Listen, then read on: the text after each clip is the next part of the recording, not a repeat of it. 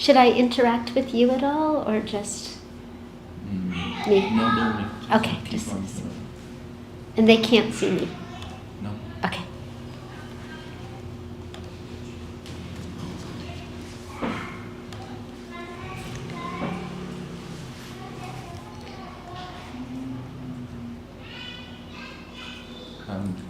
Xin chào các bạn. Đầu tiên là rất cảm ơn các bạn đã dành chút thời gian chiều chủ nhật để đến giao lưu và cùng trao đổi với Book Hunter và giáo sư Alisa về một cái chủ đề cũng khá là thú vị, đấy là chủ đề con đường ẩm thực bình dân, và cái cụ thể là trường hợp mì ăn liền, mà đúng hơn là cái thương hiệu cup noodle, Branding. Cup noodle là một cái brand name, một tên, một thương hiệu cụ thể ở đây. Và hôm nay thì giáo sư Alisa sẽ chia sẻ về cái thương hiệu cup noodle này, và nó là một cái sản phẩm rất là thú vị ở trong cái vấn đề là mì ăn liền, mà ở Việt Nam mình thì có lẽ mì ăn liền là một cái món ăn và một cái sản phẩm rất là phổ biến và phổ cập.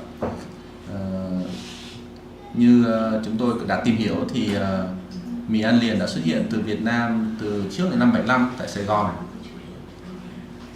Và sau đó thì nó đã trở thành một cái thương hiệu rất là nổi tiếng là Miliket, mà chúng ta đều biết ở tiếng Mì miền miền Miliket, miền Miliket. Và sau nữa thì với sự phát triển rất là mạnh mẽ, rất nhiều thương hiệu khác nhau, mẫu mã khác nhau. Thế thì hôm nay chúng ta sẽ cùng nhau cùng lắng nghe cô Alisa chia sẻ về cái trường hợp cup noodle, cái thương hiệu cup noodle, cái quá trình hình thành và phát triển của nó, và sau đó thì chúng ta có thể chia sẻ và trao đổi câu hỏi với nhau. Thì xin mời Alisa, please begin your... Thank you so much for. Can you hear me? If I'm speaking too quickly, please tell me to slow down. If I'm speaking too slowly, please tell me to speed up. Thank you so much. Thank you to Book Hunter for having me, and to the Dudu Cafe for hosting. You don't need to read my books, but I've published 7 books, not with Book Hunter yet, hopefully someday. And I'm very interested in how culture moves between countries. Like how something starts in Japan and moves to Vietnam or moves to America. Honestly, I have not had a chance to research cup noodle in Vietnam, so please share your ideas. Someday I hope to do so.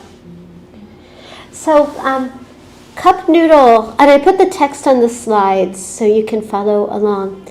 Cup noodle is the first brand, to the best of my understanding. This brand, cup noodle from Japan, is the world's first instant noodles in a cup. Yes. I could be wrong, but they started in Japan in the 1970s. They first, as I'll talk about, they first manufactured the pack, but then they created the cup due to a culture mistake. We'll talk about that. So when we all know cup noodle, but have you stopped and thought about it? I love that. I always love to stop and think. Usually think about it when I'm hungry. Yeah. See, now we think of it as cheap food, common food. We go to some convenience store, many cup noodle. But we'll talk about the days where cup noodle used to be very expensive, a very new product. But cup noodle was one of the first portable foods in Japan. If you see the word cup noodle here, that's actually bad English. It's a mistake. It should be cup noodles with an S. Yeah. It's a mistake. It's not because it's one noodle. Yes. Yeah. It was marketed, the characters changed a little bit on the screen. But the left was left off by a culture mistake. So cup noodle came to Vietnam. I know the characters changed on the screen, but this brand came to Vietnam in 2016 with an agreement between the parent company Nissin and local ventures. So what we'll talk about today, this story of cup noodles, sorry, the screen, because we're using a different program, the numbers didn't show up. I could send you the slides or you have the link later. But cup noodle, we can think about globalization and branding. Do you know the first two flavors that were sold in Vietnam of cup noodle? Hai vị đầu tiên bán ở Việt Nam. Shrimp and Tom yum. You got it. Shrimp and tom yum. Are they popular today? Tom yum, yes. Tom. And notice that we say cup noodles on the package. They fixed the mistake. Also, you notice the letters cup noodles. That was made to look young and fashionable in the 1970s. So today, I know that Book Hunter really likes cultural anthropology, so I tried to put in some cultural anthropology. As I mentioned, we have visitors. I researched how products move. So there are 5 categories we'll talk about. First, the inspiration or idea. Second, how this food became an on-the-go product, a portable product. Third, its changes in Japan. Fourth, as it globalizes, it loses its Japanese context, which is interesting to me. Fifth, we could talk about what the case of cup noodle teaches us about other products around the world. So if you're interested in reading more, I apologize, this is very last minute and I didn't have time to do more research, but this is based on an article I published on cup noodle that's available for free in Vietnam. You don't have to read it, but it was, and sorry, the slides turned all funny when we look at them through Canva. We can fix them. But the article was translated into Indonesian and other languages, and it was also translated for a magazine in Japan to help poor people, because there was interest, and I'm honored. After I published this article, people started sending me photos of their experience, like a suitcase of cup noodle from 1970s. Really? Yeah, people started reaching out. So we could also, I hope we could have a discussion. I'll talk for like a half hour and then we could talk together. You can think about what cup noodle means to you. Like, why should we care about cup noodle? It's everywhere. Why should we bother? But I think we should. I think it could teach us a lot. We could think about changes in flavors and what this means about globalization and food. I put that in because Book Hunter does wonderful books on global food. We could come back to these questions about how people consume cup noodle. So some theoretical grounding. This project is for me, a study of localization and globalization. How a product starts in Japan out of a creative idea and then globalizes and changes in the process. We could think about like the field of popular culture studies is based on the idea that the things consumed, the things used by common people, teach us a lot about the world. Art is very important, of course, very, very important. But the things that we use in our daily life also teach us a lot about our values, our desires, our needs. Another theory I'm drawing from Appadurai, who's an anthropologist, who came up with the idea of mediascapes. One of many people who discuss this idea that how culture is shaped by its environment in which it circulates. How information is shaped by the means in which people circulate it. It's shaped by the context it finds it in. It's shaped by the context of its creators. So we'll come back to that idea. Am I making sense? So popular culture, like for example, when you look at your phone, there's an emoji for ramen in there, but there's no emoji for instant ramen. But when we think of ramen, we see the certain kind of Chinese bowl. But cup noodle doesn't use that bowl in its packaging. It uses a bowl based on expensive dinner plates. I don't have a photo. You can see it down here, the stand. Am I making sense? stop me if I'm not, but to go back to the slides, number one, an inspiration. So cup noodle was created by a man named Ando. And he's very famous in Japan. I'm not the first person to tell his story. Many, many people, including authors for Book Hunter, have told Mr. Ando's story. And is it known in Vietnam? Mm-hmm. Yeah. He's very famous in Japan. And there was even like a television series about his wife. He started instant ramen. He grew up in Taiwan and then moved to Japan to go to university. And after the war, America was shipping bags of flour to Japan, but Japan doesn't eat rice, not bread. So people in Japan are making noodles. I mean, noodles were around before they came from China. But Mr. Ando, he's been so famous, there's museums in his honor. In the 1940s, he saw cheap ramen stands, not necessarily, a little bit illegal, using flour to make instant bowls of ramen. And he wanted to create a version of this product that people can make and eat at home. So he tried many different experiments to create instant noodles. He created a lab in his backyard. There's a whole, these images are from the museum in his honor. According to his story, one day he saw his wife making Japanese tempura. Do you know tempura? Yes. Deep fried. You fry quickly and you take out. So he deep fried the noodles and then took them out. And then the noodles can be packaged and saved. So the deep frying, and when you do that, you could also create infinite possibilities. You could put shrimp topping, chicken topping, vegetable topping. Do you know the first flavor of instant noodles? First flavor In Japan? In Japan. Chicken. Why chicken? Because chicken soup is a famous American dish. Yes. Okay.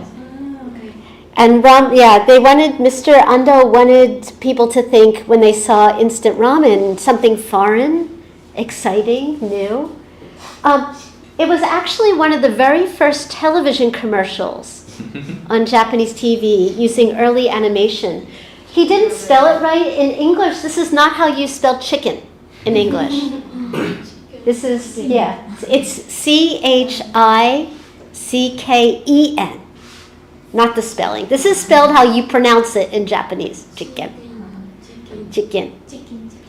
So chicken ramen, this was actually not cheap. And it was not sold as like, let's eat this for dinner. It was sold as a snack for school trips or portable food. And it was also in the time where the idea of creating instant food was very new. Manufacturing seemed very futuristic. It would save time. So the instant ramen was very expensive, but gradually became popular in Japan. There were competitor products. Mr. Ando's company is called Nissin. Nissin, Nissin. It's famous, and we'll talk about the company. Really, that company is very famous in reviews and like friends and brothers. Oh, wow. And me as a kind of missing. S, two S's, yeah. Cup noodle, when Mr. Ando created other products, including instant spaghetti, spelled wrong, to market a kind of American-style Italian cooking. Instant ramen caught on eventually in Japan, especially in the 1960s. Part of it, we'll talk about this soon, part of an idea that available instant culture, machine-made culture, was fashionable, new, showed a good life at this time. But he took a trip to the United States to see if he could create a larger market for instant noodles. You know, the brick of noodles, you buy it in a pack. When he took it to the United States, he approached a marketplace in the United States and went to the company to propose it. But the Americans at the meeting when you cook the ramen, you boil the water, you put in the pack, you let it cook, and then you take it out and put in the topping. Stupid Americans, silly Americans, were breaking it into pieces, putting it in a cup, and then pouring water on it. Mr. Ando said, oh, interesting. He thought he could market it in the United States because at that point in the 1960s, one of the most popular Japanese foods was not sushi, but was things that fit the American taste, like sukiyaki, beef with vegetables and noodles. Yeah, hot pot. It was also a time where, this is before the popularity for anime or sushi or Hello Kitty, products that seem Japanese. This is a time where brands, like Japanese brands, are starting to export to the United States, like Sony, but are erasing their Japanese origins. The word Sony comes from an American song called Sunny Boy. Yeah. I can't sing it. I would sing terribly. But Ando, he was when he traveled to the United States, he was surprised to see Americans eating it differently. He was trying to market at a time where Japanese products were coming into the market, but they were not sold as being interesting because they're Japanese. They're being sold because they fit into the American landscape, part of them, or could be cheaper. Mr. Ando was also inspired when he took, this is, again, you could find this on his museum site. When he flew to the United States, he ordered a pack of nuts, and the plate and the top, you pull it back. Oh, that's funny. So he thought maybe that could be a way to peel back the lid of the container. With his team, and this has been the subject of there's comic books about this, manga, TV dramas, not an original story that I'm telling, this is well known. But Mr. Ando's team took the American interpretation of instant ramen back to Japan.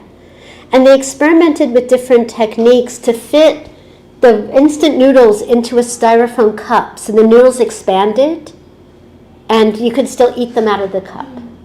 Have you ever eaten them right out of the package? Yeah. See, now it's commonplace for us, but that was a very new idea. The logo is very fashionable. The word cup noodle has psychedelic lettering to look young and fashionable in the early 1970s. If the logo was created by the artist who created the logo for the Osaka World's Fair. So it's a very fashion product. The Japanese is written under the English, but the English is featured again to look high fashion, new. So it's mean that he is worth cup noodles for it make it more like I also get accepted by American. In Japan. You say before that because the Americans do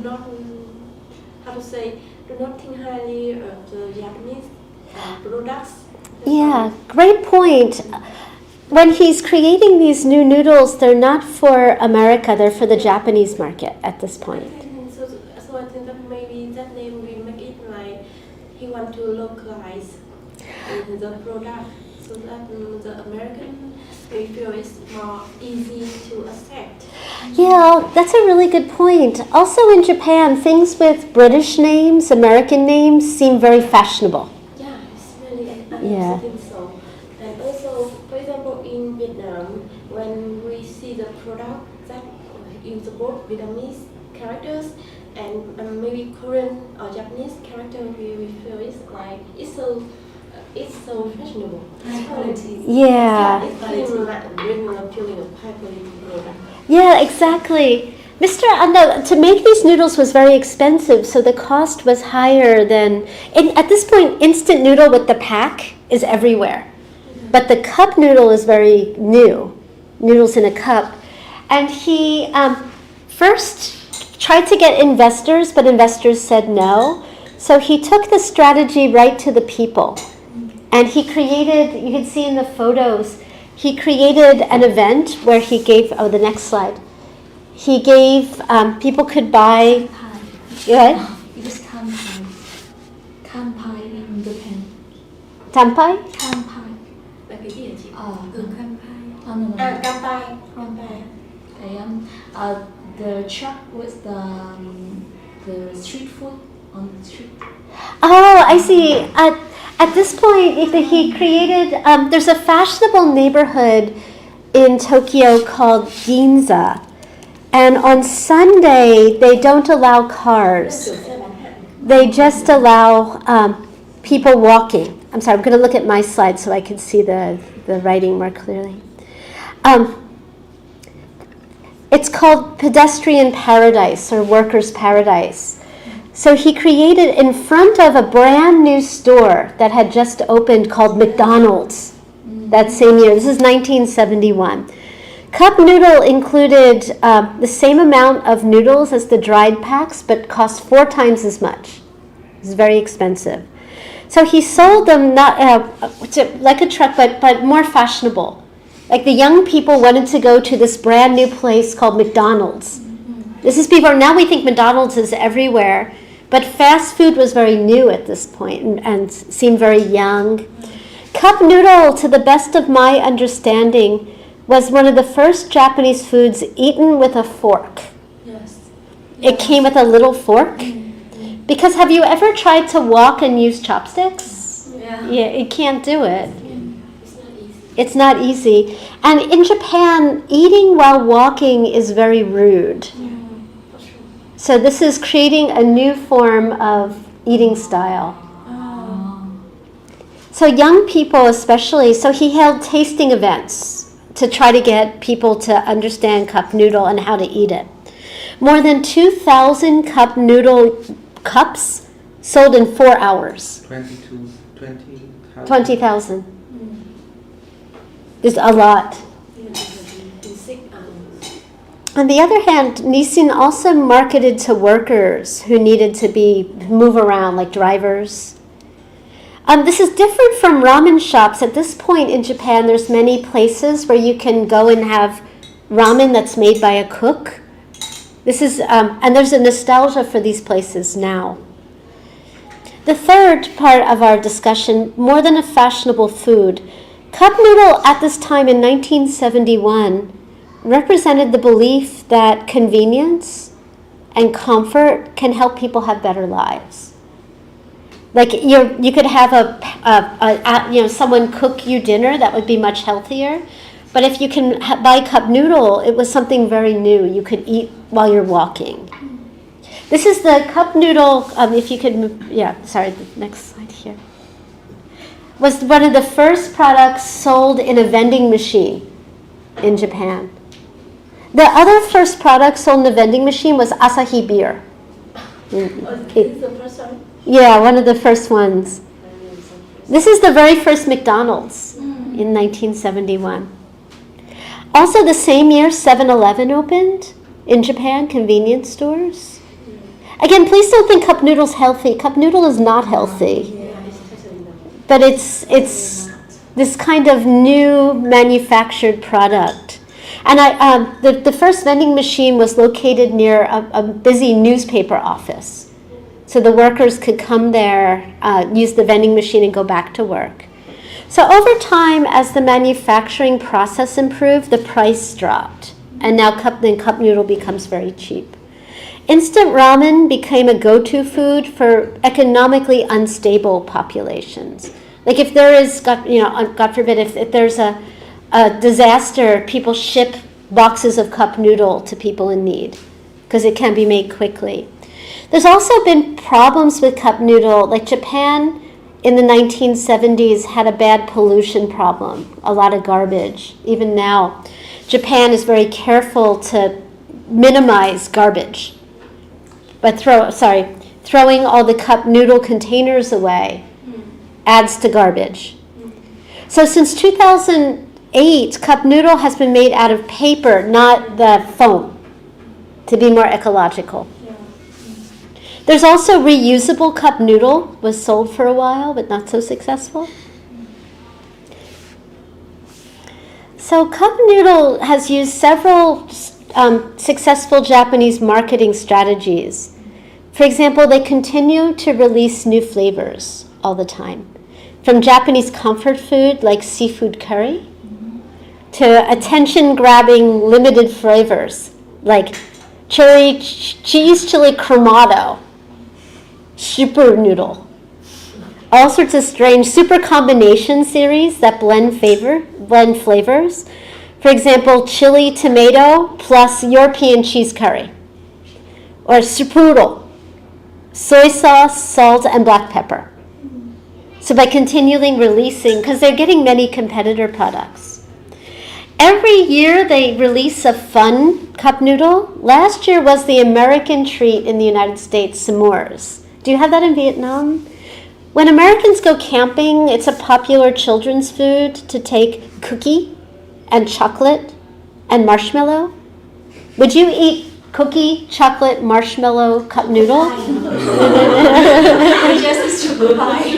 Yeah. This year it's dill pickle. I have not tried it. I'm scared. Another marketing strategy. How about Vietnam? Do they have strange flavor cup noodles here? No? Fruit noodle. Fruit noodles? Dragon fruit noodle? Wow. Is it good? In Vietnam. I'm not sure. Yeah.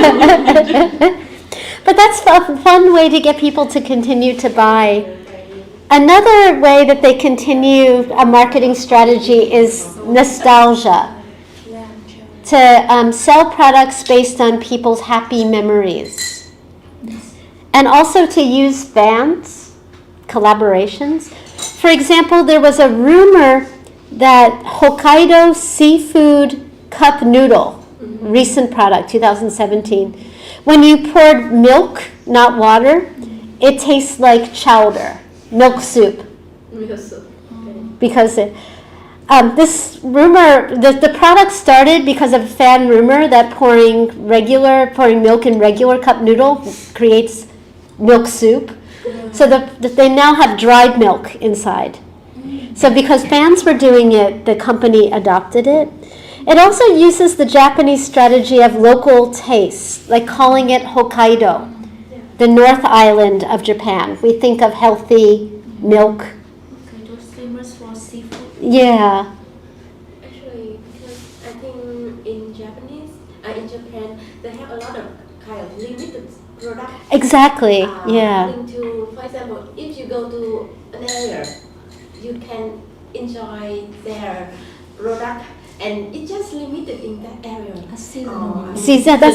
You're absolutely right. They created a lot of new things, and maybe something totally strange. Yeah, maybe. It attract a lot of. They attract a lot of people. People were like curious. They like, I want to try it. Just have it one time, and you can remember it for a long time. Yeah. Their trademark and their product. That's absolutely right about seasonal marketing. Limited editions are very popular in Japan. And they use a lot of advertising, come now. Also, there's rumors, like there's fans were posting online about mystery meat, the dried meat in cup noodle. So Nissin used the fan word nazoniku, puzzle meat. Spoiler alert, it's actually pork and soy. But fans, they use the fan name. Cup noodle has also created an advertisement anime to sell cup noodle. The characters eat cup noodle out of the old retro packaging. And it was to celebrate the 35th anniversary of cup noodle in 2006. Japanese commercials, I would love to write a book on Japanese commercials, and maybe together we could watch some cup noodle commercials. In America, our commercials are very direct. Buy our noodles. We taste the best. We're better than your noodles. We're cheaper than your noodles. We're very direct and very confident. Japanese commercials are different. They don't attack another person's product. They create emotion. They make you laugh or cry or feel, aww. Like in Thailand. In Thailand, same? Thailand advertised. In Japan, I remember they create like a series of commercial that like a story. Exactly. You see a part and you want to see the next part, or maybe you want to see the previous one because they have a story. Exactly. You know so well. And the story, and they have it's like a short movie or a short drama, or for 30 seconds. And it's makes people like, oh, I want to see the Exactly. previous episodes. Yeah, it's like Exactly. This is a very fun commercial that won many awards in 1993. It's a commercial, the only word it's written in English is hungry. And it's cavemen that try to attack a big animal, but they can't do so, so they have to eat cup noodle. They also use the Japanese strategy of using celebrities, especially foreign celebrities, to sell the product. Do you know the singer James Brown? Here, he's very famous in America. He was on a cup noodle commercial. Before the internet, celebrities would appear on commercials to help sell their movie in Japan, and they also had an agreement that the commercials will never be seen in America. Then the internet happened. Now we can watch them all. But James Brown sings a nonsense song he doesn't even really talk about cup noodle at all. The first successful celebrity marketing was actually Charles Bronson's men's grooming products. So cup noodle has used many famous marketing. This is Yoda from Star Wars in the campaign for cup noodle. You notice no S, the Japanese cup noodles. For the campaign, Yoda from Star Wars says is boil Japan, which sounds very scary in English. We're going to cook Japan. Maybe you recognize Kiki's Delivery Service, the Studio Ghibli movie. In 2017, Nissin Cup Noodle used nostalgia, good memories, of 3 very popular anime, and showed the characters, instead of being children, at age 17. It's associating cup noodle with first love, happy memories. This is Kiki's Delivery Service. In fact, it was so popular that there was a CD of cup noodle commercial songs that was released. Again, all of this is promoting cup noodle as young and fashionable. Do you know the tennis player Naomi Osaka?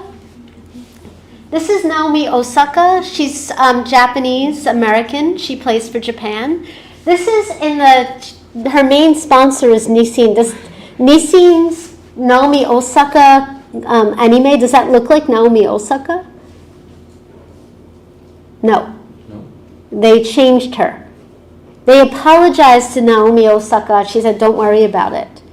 But people got very angry about they should not depict her looking, differently than her identity. So that's the Japanese story. Now we know cup noodle in Vietnam, everywhere in the world. Incidentally, Vietnam, I looked this up last night, is the world's 4th largest consumer of instant noodles, after China and India. Yeah. Per capita or in total? In total in the world, yeah. But per capita in Vietnam maybe the... Per capita maybe, but... compared to China or India, Vietnamese population is really not less, right? But when Nissin Company was trying to market the same product, you can see in the slide, when it was first created, the gold bands in Japan represented expensive dinner plates. Like you were wealthy if you could eat cup noodle. When it came to America, they took a different path and they took away the Japanese culture. And they made it into a common American food. It was first sold in the United States in 1973. In the 1970s, there was this idea in Japan that if you can be successful in America, then you could be successful in Japan and anywhere else in the world. Now Japanese companies look to Asia and other markets, but in the 70s, America was the gold standard. So cup noodle was sold at a time where Japanese products like Toyota cars were designed to be different than those driven in the streets of Japan. They were made for the American market. They had names that are different in America and Japan. And at the time, most Americans knew Japanese cars. They knew Sony televisions. But they did not know anime manga, Hello Kitty, yet. So in America it's called cup o noodles, meaning cup of noodles. The O is a short of, cup o noodles. And it had shorter noodles in the United States, so you could eat them with a spoon. In Japan, they're made to be eaten with chopsticks or a fork. So it changed for the market. The first flavors in America, of course, were chicken, because Americans think of chicken soup, beef, and shrimp. This is the very first market. Nissin's first overseas factory, thank you, opened in 1973 in a small city in my home state of Pennsylvania. Not in New York or California, small city. And now in 2025, cup noodle is sold in 80 plus countries and territories around the world. And all local countries have their own local noodles.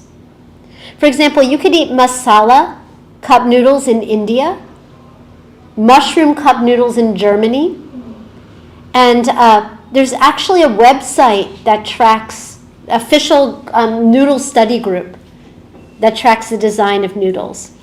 And the retro packaging, the old packaging, was actually on a big billboard for 10 years in the United States, in a famous area called Times Square in New York, showing the idea of the reach of this product.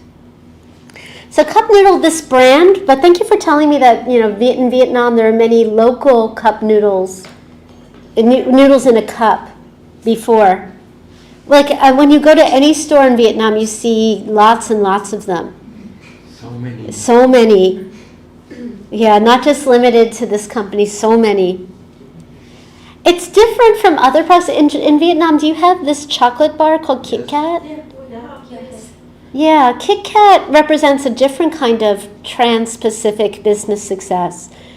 For example, the company Nestle first marketed Kit Kats in Japan in 1973.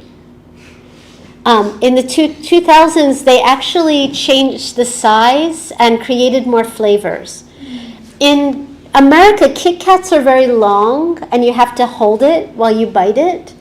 In Japan, they're very short, so you don't have to touch it. You could just put it in your mouth. So Japan, there's more layers. In America, it's longer. Another popularity, the word kitokatsu. Kitsukatsu, you will definitely win. It sounds like Kit Kat, kitokatsu. So part of the popularity of this candy is it sounds like you're going to win. Yeah, it's like lucky candy. Yeah, lucky candy. So you can think about how different kinds of products, like there's many flavors of Kit Kats in Japan that we don't have in the United States. Yeah. Like green tea, which was added in 2004.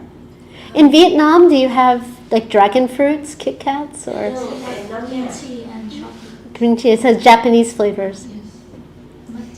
Matcha. Matcha is so pop. Someone should write a book on matcha. Yeah, We have one much. thing that I really evocating is like matcha become very very famous. But actually, green tea appear in not only Japan but China. Yeah. Like we have this culture from long time ago, but Japanese they can how to say promote matcha into some kind of global how to say trademark of themselves. Yeah, Do something. that's a really good point. Matcha is also very popular in Japan too right now. I think there's a trend for matcha Yeah.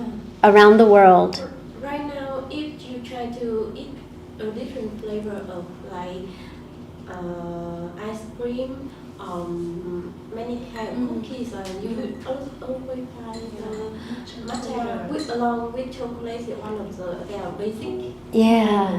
Right now. Do children eat matcha in Vietnam? Yes. But it has a lot of caffeine. Yeah. Do they sleep? I can't have matcha or else I can't sleep. I think there's matcha flavor. Yeah. A little bit. So to summarize, cup noodle has different meanings in Japan than in the United States and Vietnam in the beginning. We talked about 5 parts: the creation of instant ramen, When the packs of ramen became prevalent in marketing, Mr. Ando wanted to create a new product, in part because he liked to invent things, in part because he thought maybe he could expand his market. And so the product of cup noodle itself was based on an American culture mistake of silly Americans eating instant ramen wrong. We also talked about how it became a fashion food, 4 times as expensive as other foods, but at a time where instant food didn't mean cheap. It meant something new, fashionable, labor-saving. Like at a time where having something fast meant comfort. It changed eating patterns in Japan. The first food sold with the portable fork. The first one marketed, the lettering was very youthful, the gold dinner plates. If you were seen carrying cup noodle in 1971, you were fashionable. But this changes over time. It could be a lesson to us in cultural studies, cultural anthropology about food behaviors. Yeah, now, yeah. So it's like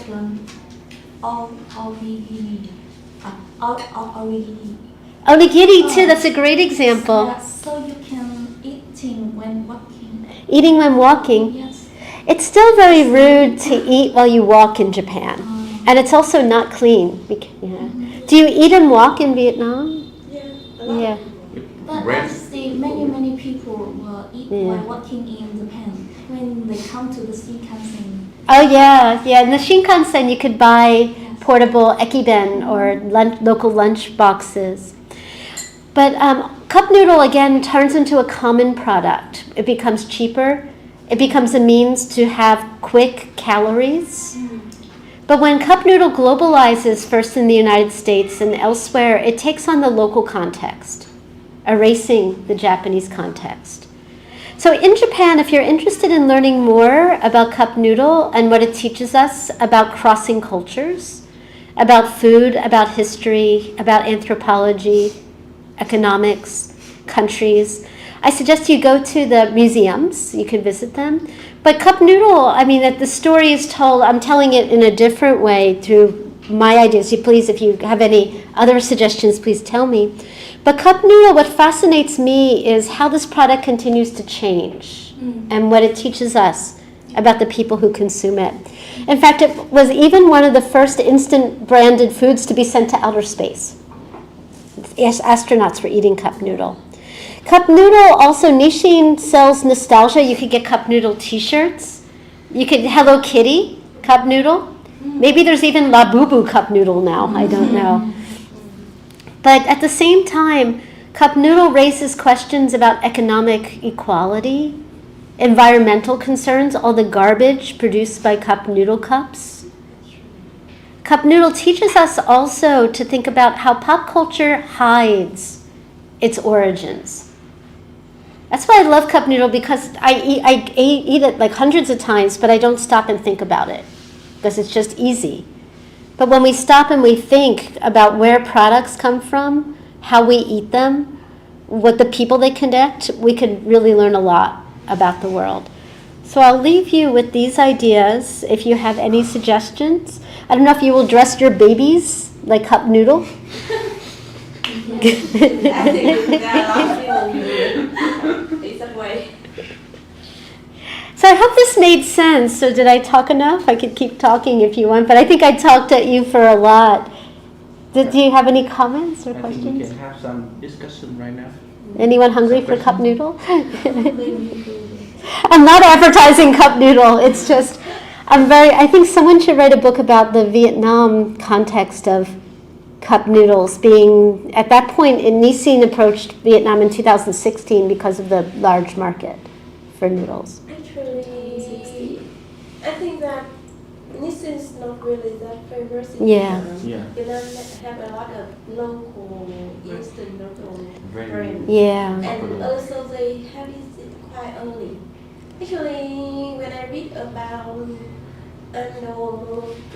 there's something that I have to say that Japan really, at that time, Japan really good promote their product because more or less under Chinese and generally not only Japan but in China and in Vietnam we have already have some kind of instant noodle form like the glass noodle or rice noodle. Biến yes, that's quite early. Yeah. And even Chinese before they have already tried they try the noodle, keep it longer.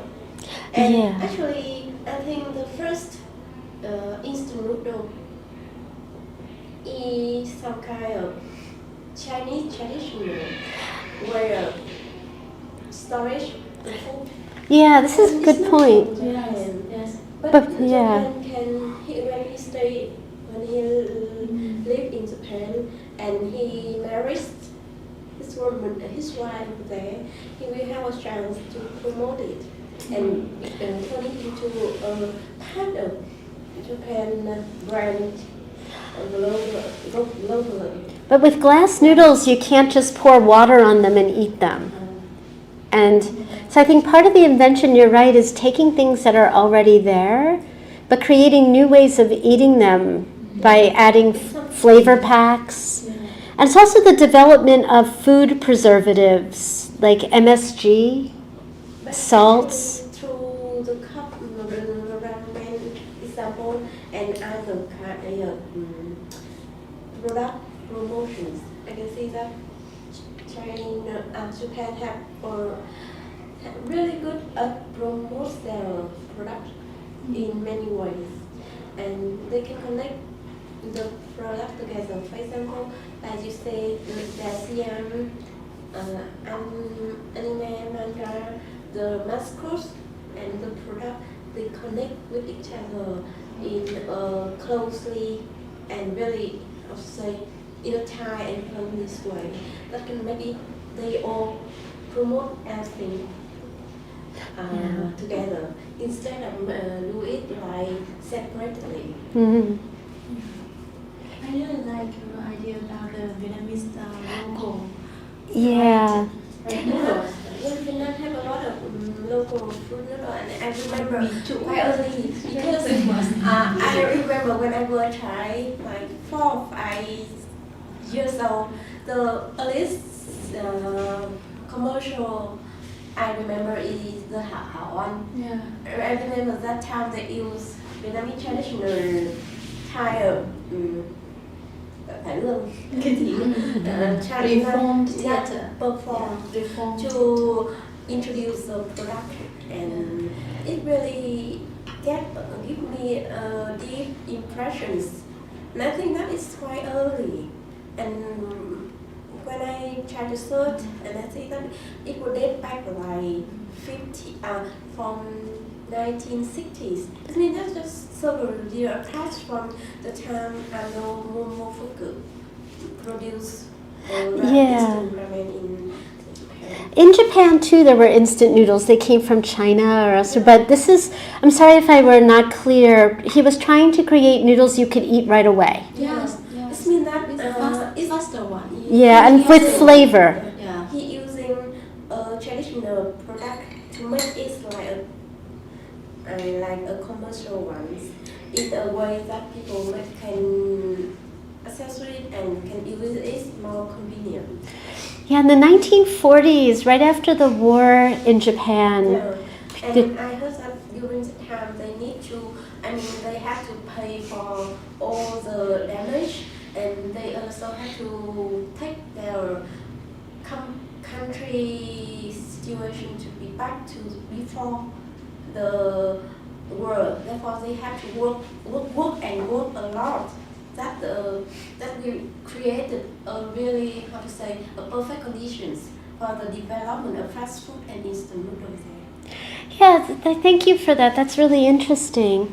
And noodles in Japan have been around, and there's many books about the history of ramen. I think what's special about cup noodle is the fact that it was marketed in the 1970s in a cup. Like there's many other cups, but this is, like many people, let me rephrase this. there's many kinds of food you can eat quickly in Japan. Like right after the war, there were many pop-up, like people would push a cart and sell noodles from the cart. But Ando, in creating cup noodle, and his team, not just him, the people he was working with, they were trying to create a product that didn't have the connotation of being, something that was you eat quickly because you have to. He was trying to create a fashion product, a new product that would be on the go, using early animation, using other styles.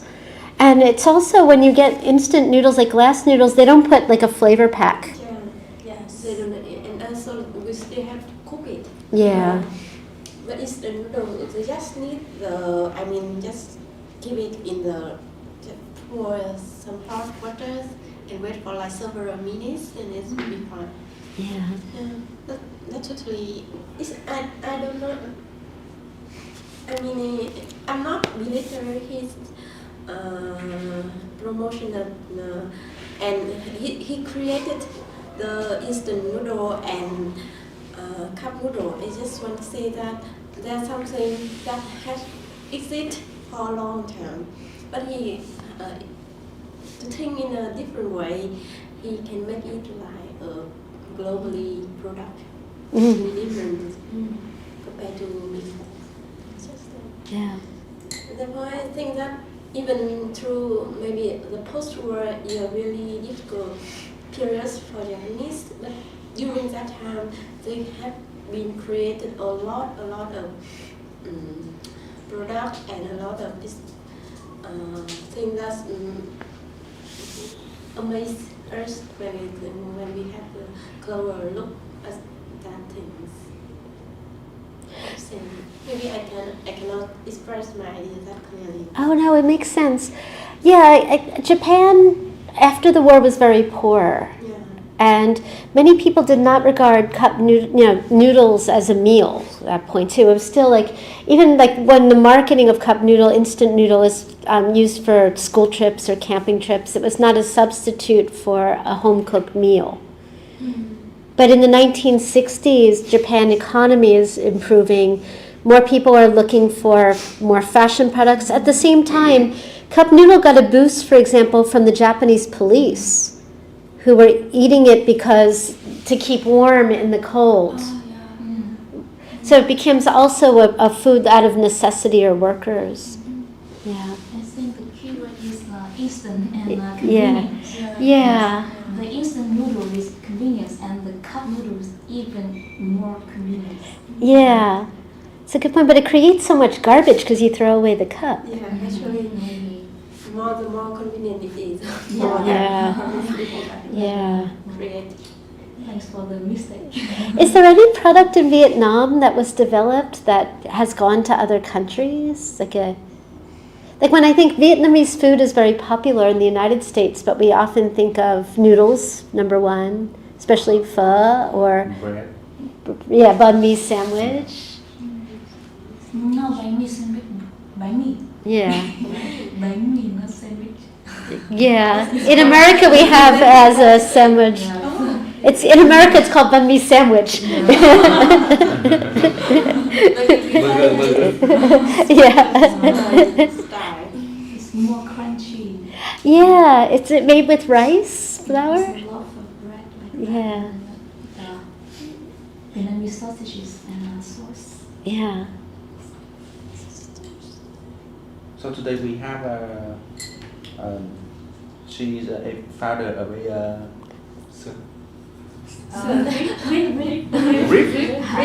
Of a what? rib.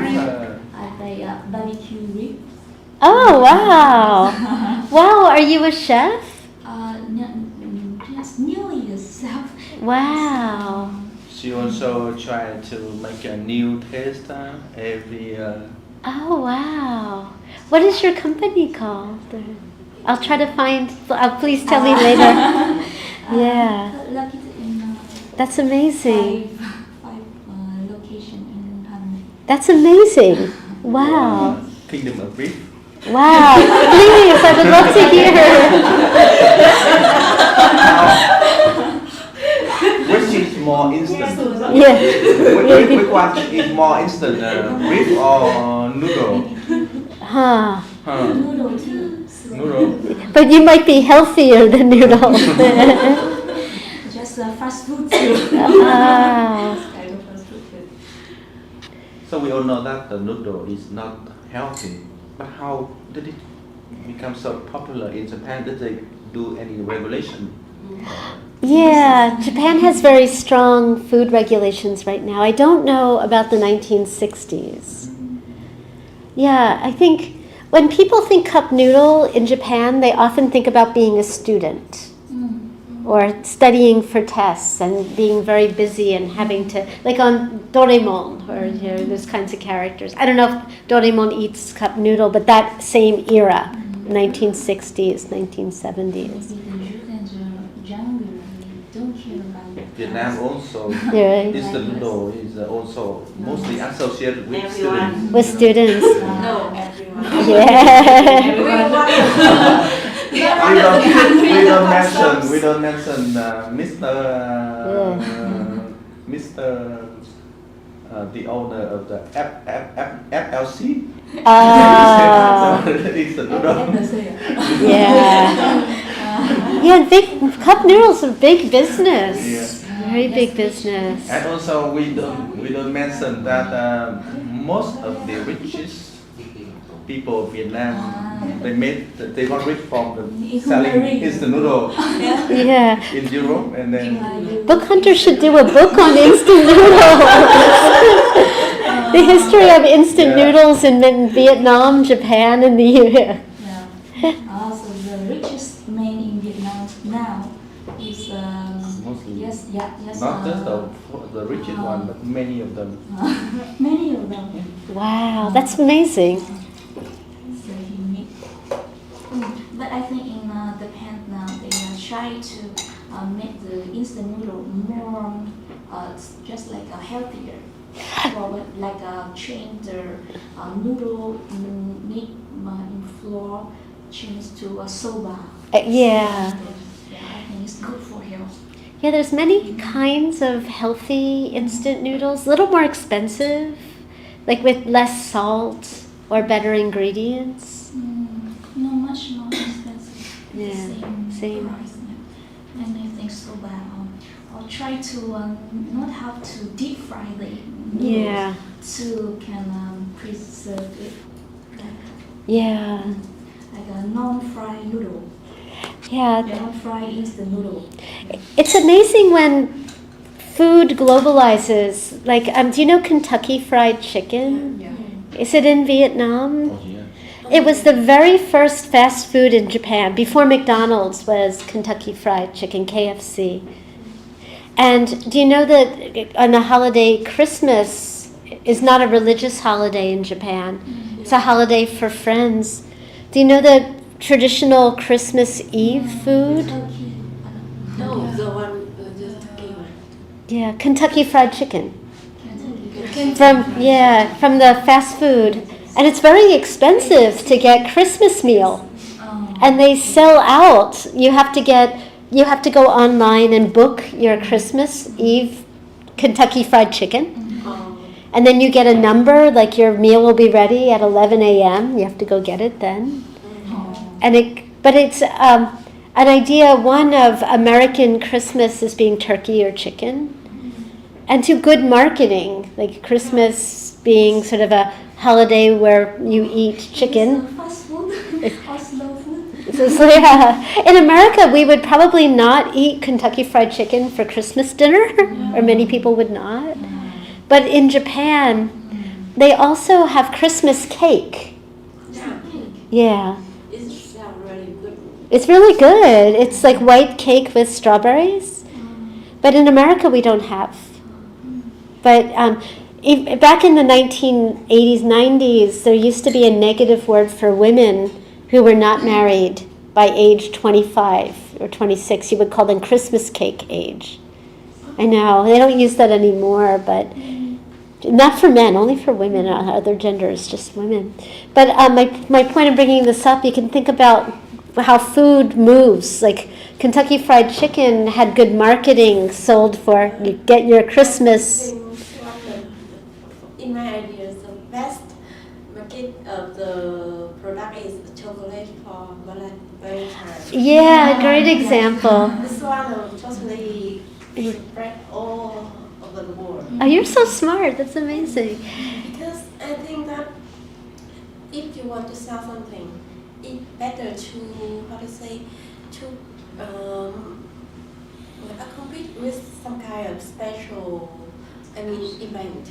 It's a great point. For example, like Poke in Chinese, in Japan, they have a Poke Day. Yes, November It's 11th. really, really good at that day.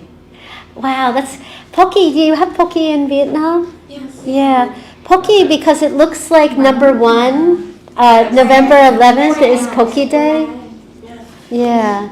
So I think that's like in right now in the marketing environment, they also try to create this, like some kind of event or something that can, how to say, to make it easier to sell things. Like you said about the cake in Japan, like Christmas is not a kind of religious event. Yeah. It's more like a chance for people to go out and eating with your Yeah. one. And if you don't have the beloved one, you can have food to Yeah. how to say, to smooth your feelings, to enjoy it in a different way, and then therefore the strawberry cake become popular during the periods. Because I remember I read some kind of manga before. Yeah. That strawberry cake will sell exceptionally good in the Chinese Eve. And I used to say, why? I don't think that it belongs to any kind of religious or traditional customs. But then I think maybe it's a way of their marketing to make it Do you more have popular. that cake in Vietnam? It's different. Chị không biết cái bánh cuộn mà bên trong là nhân dâu tây, xong rồi có miếng dâu tây ở trên không? Đấy, kiểu đấy. Christmas cake. Yeah. Two quick points. Like Valentine's Day came to Japan thanks to a chocolate company, Marzoff, and they wanted to sell chocolate on February 14th. They also created a second holiday called White Day, which is I don't know if that company created it. I need to do research. But a new holiday developed called White Day on March 14th. And then there was a practice that developed in Vietnam of women giving men chocolate on Valentine's Day. And then sometimes at work you would have to give giddy chocolate, responsibility chocolate. Like if you didn't want to give your coworkers but you felt pressured. Or you see in manga anime people make homemade chocolate. So we don't, like in American Valentine's Day, we don't do that practice with White Day. Another example is, do you have Halloween in Vietnam? Yeah. Halloween became popular in Japan began in 1997 with Disney. Disney began to hold events in Disney theme park for Halloween in 1997, started the trend. I just come back from Japan for 1 week. Oh, wow. Yes. And I think that there's no Mid-Autumn festival in Japan. And Yeah. just, now they tell about Halloween now. That's true. In Japan, people don't give mooncakes. Yes. Yeah. I didn't see. So now in Japan they don't celebrate the Mid-Autumn Festival? Không thấy. No. Halloween luôn. Yeah, no, it's Halloween. And Tokyo does not allow Halloween on the streets because it causes a big disturbance. A couple years ago, people got very lively and flipped over cars and. So you really think about how the European festival spread the world. Yeah, that's interesting. Like in Vietnam now, people are there's mooncakes being sold everywhere. Very famous festival. Yeah. And the mooncake have a lot of barriers and if even style they create it, make more like wagashi. Ah. So, but I remember when I watched some anime like Maruko or maybe Yeah. they did celebrate the mid-autumn festival or maybe in the past. That's a really good point. Chibi Maruko-chan. Yeah, Maruko-chan. Yeah, as I remember. Yeah. They did celebrate the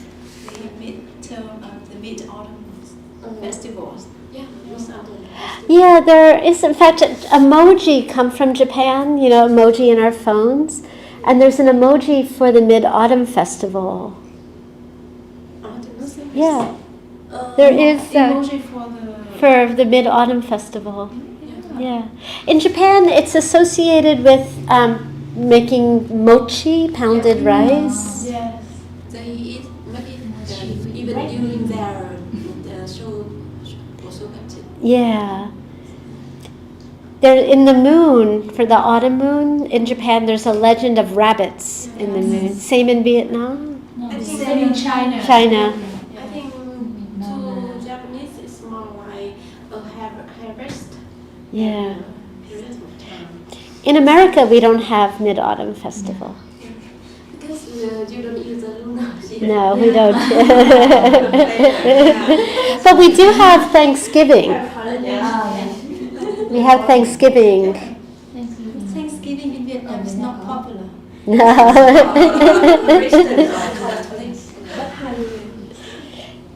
So instant noodle popular in the US? Yes. And what is the most popular flavor? Oh, that's a good question.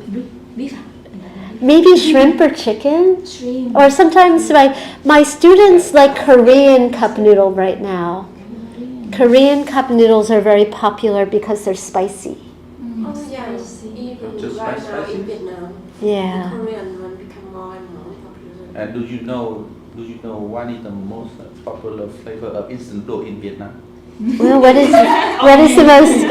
Yeah, I don't know. What is the most popular? According to ChatGPT, sour spicy. Sour spicy. Okay. Have you eaten it? Yes, I like that the most. Anyone here like sour spicy? No? Do you like sour spicy? No? There we go. I don't think in America we have sour spicy. Like cup of tea. So we have here 8 people. So 5 out of 8. There we go. Sour spicy. Is that your favorite flavor? Yes. So what is your favorite flavor? My favorite, I don't eat cup noodle. I mean, I guess sometimes I do, like if I'm traveling and I really am hungry. But I usually go for like something like seafood or, yeah. But I stopped instant noodle maybe 4 years. I think so, 4 years. Yeah, it's something like when I started researching cup noodle and I published that very small article, people started sending me photographs of their cup noodles. And I was actually, this is so strange, this is just a couple, maybe last year, I was asked to be on Australian radio program about cup noodle, but it was, people were sharing their favorites from Australia. And they put very local ingredients on their cup noodle, like Vegemite, like Australian ingredients, or like to eat certain ways of Australian eating of their cup noodles. So I guess every place has their own version. I think in Vietnam, cup noodle become popular through the school canteens and later on the convenience store. Yeah, convenience Because in the stores. school canteen, like they can add some kind of, for example, the dry beer or something like that in the cup noodle, and it's really popular when I were a high school student. Oh, wow. And later on, I think the convenience, right now if you go to convenience in Vietnam, you will see a lot of youngsters, like students, high school students, university students who come there, study and eating noodle like during their busy periods, like when you have the examination or something. Yeah. Like that. And compared to the older generation, like my parents, we also eat noodle, but we we cook it with vegetable or with meat instead of using a cup noodle. Yeah, So it's more popular with younger generations. And one thing that I see that the instant noodle is more super rare to the traditional ones. Is like they can associate with a lot of different kind of vegetable and meat. For example, glass noodle or rice noodle. They just, for example, there are some kind of ingredients that cannot come with them. But to instant noodle, like I think I can add anything. Yeah. For example, even it's seafood. Yeah. Even seafood. Yeah, it's infinite. You can make 1,000,000 cup noodles. You just need to open if you don't want to cook, you just need to open the refrigerator and just add anything. Yeah. The leftover. You could add anything. Noodle, and you can just in 2 or 5 minutes you can have a lunch. And that's why I think that's why it became popular. It's interesting in Vietnam, like you could have a choice of the kind of noodle you want with your, and one of the choices is instant ramen. It's one of the choice. Do you know this author? No. Mario Nestle? Oh, Nestle. I recognize the company. No, this is the author. The author. Her name is Mario Nestle, but she had no association at all with the company. Really? Yes. I was going to say, wow. She has been fighting against the company Nestle for her own life. Wow. Oh, wow. So she teaches in Brandeis. Well, that's what I thought when I saw Nestle. I thought she was part of the company. Wow. So she studies spaghetti? No. No? She wrote a book about food politics. So it's food politics. Oh, I see the language there. Yeah. But it's all about how the US regulate the food system. So interesting. Food is so interesting to study. It really teaches us a lot about. Yes. Me too. And Yeah. it really affects us all, you know. Yeah. So when you get deep down into the story and the policy or revolution behind the food, you see how the society was constructed and the structure. Also, sometimes they make you hungry. Yeah. When researching. Right? Yeah. Eat more, Yes, right. or Yeah. eat less. It's all about strategy. Eat healthy. Wow, that's so interesting. Book Hunters produce so many good books about. There's tea and ramen. Yeah. It's. Oh wow, it's very healthy. Yes. Instant tea. Instant tea. It's also a story about how the Argentina, try to keep the herbs, the Uh-huh. for the poor. Oh really? Yeah, they try to. So many times it was associated with the rich, but then the Argentinian people they fought for it. Yeah. Because they wanted to keep it for the popular. That's so amazing to. Yeah. So, in your opinion, what defines a common food, like a food for the majority of the society. It's interesting. I guess maybe I'm wrong, and I'm thinking quickly. I haven't researched this, but it seems like so many countries have noodles. Like there's spaghetti in Europe, noodles in different parts of Asia. America uses noodles adapted from many places. So it's become a global food. And coffee has changed a lot too. I don't know. Professor Murray White knows more about this than, of course, I do. But like in Vietnam is a really strong coffee culture.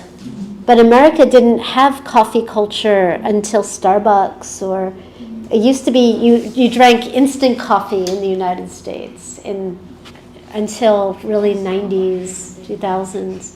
So I guess the commoner food, in the United States we think of a lot of instant unhealthy foods like instant sandwiches or instant hot dogs or instant noodles as being easy, cheap, fast food. But we forget, like McDonald's, when McDonald's started, it was first expensive and it becomes cheap. Or almost every country has a pizza. Yeah. In Vietnam, I really like that you eat a lot of soup. Yeah. Even in the hot weather, you eat soup. Yeah. Porridge. Yeah, porridge. Kind of soup. Yeah. Yeah. I think because in China, in Japan, and in Vietnam, we have a style of like a normal lunch, normal meal of us. We have 1 soup and 3 meal. Style like make it like we create a lot of various type of soup in many varieties. Yes. It's interesting. In America, I guess in the 1950s, with development of technologies, 50s, 60s, 70s, we get more fast food products. So the problem with the commoner foods, we all know that it has to be cheap, right? Yeah. Cheap. But also, it's mostly, mostly they are quite not good for health. Yeah, sad. So how come we can eat their way to make to create a food that is cheap but also healthy? Or like you could buy cup noodle today and you could keep it in your room for 3, 4 years, 5 years. Really? Yeah, it doesn't. But if you buy fresh vegetables, they go bad quickly. Yes. In America, we have a lot of frozen food. Yes. In Japan too. In Japan, yeah. Ramen, frozen ramen with the real meat. Yeah. It tastes good. I like in Vietnam that you eat so many fresh food. Yes. But Yeah. maybe it is before. With now when we have in that like a more city, more building, so the land for the agriculture maybe growing less. Yeah. Then it can be, so maybe we need to use preservation food, not fresh food. Oh, that's interesting. Yeah, like when I was a child, of course, in the United States, my mother was very busy. She was a school teacher. Sometimes for dinner we would have frozen food. Like you just take it out of the package and put it in the microwave oven, and it's easy. Yeah, nothing wrong with. My mother was a terrible cook. Awful cook. But I guess at that point we thought that was the easy meal when we're busy or. Actually, I think compared to other countries that I have a chance to visit, Vietnam still a country that uses a lot of fresh food. Yeah. And like still not up till now, we still cooking every day. And yeah, when you go to the market every day to get fresh food. Yeah. And I think maybe because of our culture, we just, for example, you just need to go out like at the corner. You will have a small market. Yeah. Like just serve salad It's not even a offline market. It's small. Unregistered market. Yeah. Interesting. Yeah. Unregistered market. So it's very much easier, and the supermarket cannot, how to say, cannot take the main market because we still have the local ones. Wow. Yeah. Instead of, for example, if you go to Korean or you go to Japan, even you go to Malay, it's not easy to access with the local market to buy things that's fresh, like fresh food, fresh vegetable to cook. That's so interesting. You're all very busy people. How do you have time to go to the corner market every day? Our mothers go to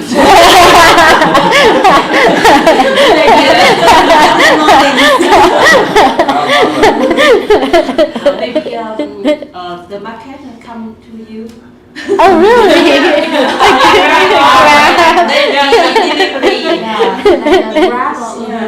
Oh, wow. Already at the booth and I grow this on my and you know also Grab they do the market for you. Wow. Do they choose well? They pick good? No. No, you can choose. I mean, And choose for you and you to grab. you choose. You pick Wow. up You pick up the But maybe they like one kind of banana and you like another kind of banana. No. You like green bananas and they like brown You need bananas. to, Not the best banana. Yeah. you need to choose among the market which one you prefer. Ah. Wow. But I think in Japan, they have more convenience. And Yeah. And they have fresh food too, with fresh vegetable and many colorful varieties. Yes. Not like Yeah. convenience store in Vietnam. It's so true. In America too, our convenience store doesn't have like Japan. Like in Vietnam, do you have obento? Like lunchbox? Not very để colorful. phần cơm trưa hay cái Yeah. cơm trưa And đóng sẵn colorful like that. It's so easy in Japan. Like I can go to the supermarket for dinner when I'm visiting Japan and get obento, and it could be very healthy. It could have all vegetables, rice, and a main dish. Very impressed when I Yeah. many kind of salads, Salads, yeah. many kind, and the taste is good too. Like when I work in Japan, I'm very busy, so after work I can go get obento and eat it in my hotel room. But in Vietnam, you don't have like obento box, Yes, we Not Yeah. the kind of bento. not the Japanese style. Not colorful like that. you just have some kind of triangle rice. Oh yeah, from Korea. Not a bento. Not like a flower carrot or Yeah. something like that. Yeah, in America we don't have obento culture as much. because actually in Hanoi most the majority are still students and the worker. So many of them they rely on the instant lunchbox. Yeah. Pre-prepared lunchbox. So many restaurants they provide the Yeah. lunchbox. It used to be in Japan you could not take away food, or like in America, suppose I go to a restaurant and I order dinner but I'm full, I will ask them, please can I take, it used to call it a doggy bag for like dogs. Yeah. And I take half of it home and have it the next day. Yeah. But in Japan, historically, you can't do that. Really? You could either eat the food in the restaurant or take it home. You can't do both. And when you in Vietnam, when you go to some restaurant and you think that No you can takeaway. ask- No takeaway. No, there will be some place they would bring it home. Could you eat half in the restaurant and half? Only buffet cannot.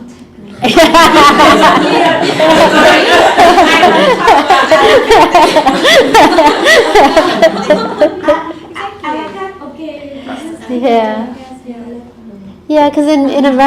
like often I can't finish, it's too big, so I take it home for tomorrow. Yeah. But in Japan you can't. Usually. You might ask the chef. What is the reason behind that? Food rules. Safety. Yeah. Maybe they consider it impolite. Yeah, well, food rules, if you take it home and you get sick, the restaurant could be in trouble. Food Yeah, regulation. that's Yeah. right. Because I opened want to the keep it restaurant, safe. so I Oh, yeah. many situation like that. Oh, wow, so you have to think about safety. Yeah, about the safety. Yeah. Maybe they over. How many customers do you serve each day? Wow. Maybe more than 100 today. Wow. You can delivery. Yes. Okay, so more than 100 safety concern had to be Exactly. calculated. Huh? Yeah. Maybe some people have a problem with their health. They in a hospital and they order our food to the hospital. So much, and I do write a status on Facebook. Wow. Yeah. Yes, Oh. risk management, right? Oh, wow. Her brand. Oh, wow. I have to take a photo of your brand. Yes. Wow, that's amazing. That's amazing. So this is a book called Cuisine and Empire. Yeah. It's such an interesting topic. Yeah. It's, Story yeah. of 20,000 years Uh-huh. of food, crossing culture, and how it developed, and That's amazing. all the invention of food. Yeah, I admire you. That's a lot of work to A lot of safety concern every day. take a photo later of the books. Yeah, that's it. Yeah, and then if you don't, in Japan, if they throw away a lot of food too. That's because of food regulation. Yeah. So they throw away.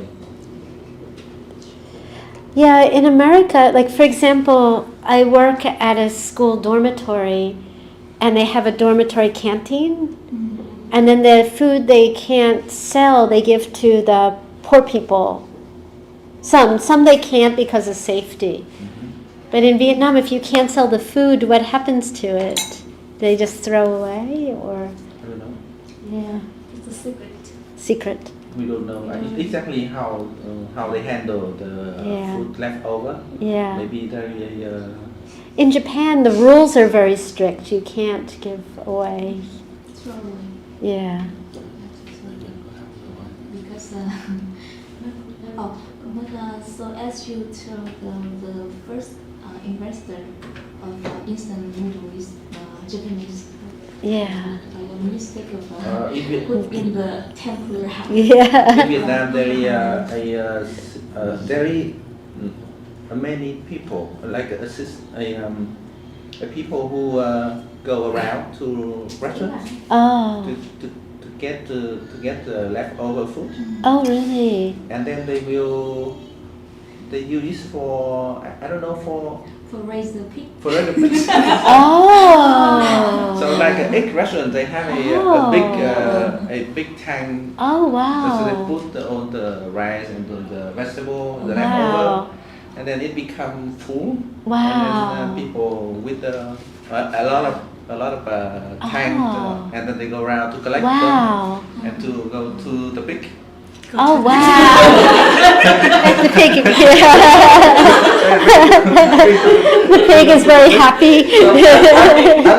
At least some of them, I think, not very Western. Yeah. I don't know the rest of the story. I was very surprised. In Vietnam, when you go to a restaurant, you sometimes see fish in a tank. Yeah, fish. Yeah, in America, we don't see our fish before we eat them. Okay. Really? Yeah. They must change Yeah, it's become like a normal rule for for seafood restaurant. They always. So it's to see that. I always feel bad. They take the fresh fish out of the tank to cook. Wow. Yeah. Show the customer that they are fresh. Yeah, We are they- not. Honest. I see the blowfish in the. Oh, restaurant. have you had? Yeah, yeah. Wow, I'm scared. But I see the real blowfish in the restaurant. Wow. Yeah. Yeah. But do you think that the invention of some kind of instant food is good for the human nowadays?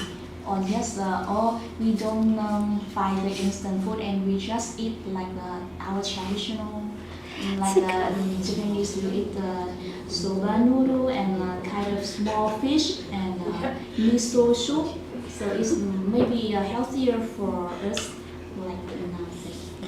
Yeah, you would know better than I would. I haven't researched 2 points. When I go back, when I visit Vietnam, my friends in America always ask me for Vietnamese instant coffee.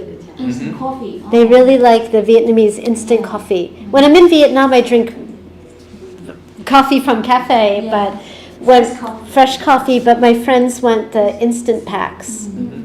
Have you seen them? I've seen them; they're good, and I have them in America when I'm very busy. I just make the Vietnamese instant coffee. Yeah. The second point, I forget what I was going to say about. Oh, I remember. Some people say that, like Japan, people live to be very old. Yes. Yeah. Like especially women live to be more than 100 years old. And they say 2 reasons. One reason is people walk a lot. Like you have to do a lot of walking. How many steps a day? Many. Like when I'm in Japan, I do 25,000 steps. Because you have to walk. People don't take Grab. You always take the train or in the city. So you have to walk to the station. Or they don't ride motorbikes. You have to walk everywhere. Another reason people say is because they eat food that's very healthy. They can, yeah, Kentucky Fried Chicken or instant noodle is not healthy. not so healthy. Yeah. Yeah. And people now in Japan, historically were very thin. Now are getting heavier from all the oil and... So yeah, my personal feeling, I eat a lot of instant food because I'm busy. But if I had a choice, I like the Vietnamese eating where you go to the market and have fresh food. I don't know, what do you think as a food specialist? Do you think that instant food is the future? I think the human is more and more busier, and I think in Vietnam will use much more instant food in the future. Yeah. The middle position is to make instant food healthier. Yeah. Right. Like All the chicken, technology. Unfried noodle. Yeah, or yeah. soba noodle. Yeah. Eggs noodle of soba. Yeah.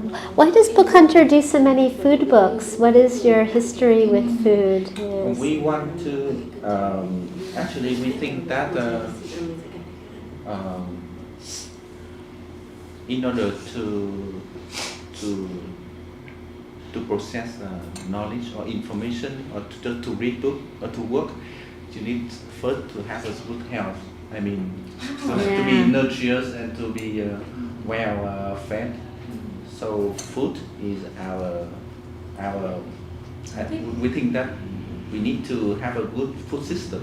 Oh. That's why we learn from different countries how to create a good food system, and then this is like our investigation to learn from other different stories. That's a great idea. Successful story about the food. Yeah. And then we hope that the authority or the business, like Yeah. business, Like her. and people, A cafe. they can have some inspiration and ideas how to Yeah. make food cheaper and but also healthier. So of course that is Impossible. Have you published any books about Vietnamese food? Vietnamese food. Yeah, that's a good question. We are doing some manuscript on Vietnamese food, but not yet published. Manuscripts, that's great. Yeah, In the future. Yeah, in the future, not yet published. I need to take a picture of your books. Ok, sự kiện của chúng ta. Oh, no, I got it, I got đây it. thì cô Alisa chuẩn bị đi rồi. Tạm biệt các bạn và hẹn Take gặp a lại các picture bạn of vào everybody at the sự kiện lần sau. Let me take a picture of you and Yes. Here, I take a picture of everybody. Yes. Okay. Sophie. Look at the camera. Sorry, too little. Oh, there we are. Perfect. All right, ready? Everyone say ramen. Ramen.